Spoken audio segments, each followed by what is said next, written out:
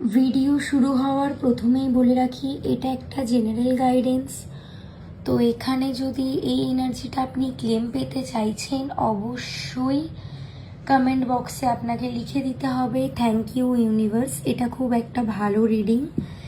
এখানে যারা দীর্ঘদিন দিয়ে মা হওয়ার জন্য চেষ্টা করছেন কিন্তু মা হতে পারছেন না, তাদের মনে একটা কোয়েশ্চেন যে 2026-এ কি তারা কনসিভ করতে পারবেন, তারা কি মা হয়ে উঠতে পারবেন।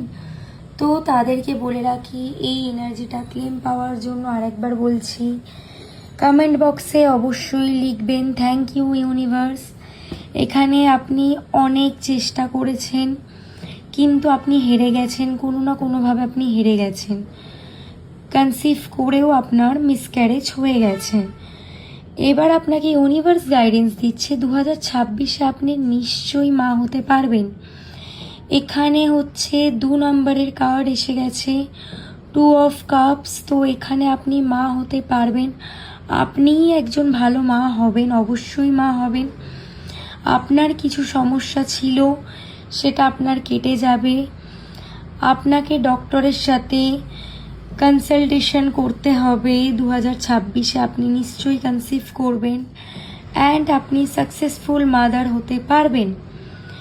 তো এই এনার্জি ক্লেম পেতে অবশ্যই কমেন্ট বক্সে লিখে দেবেন থ্যাংক ইউ ইউনিভার্স।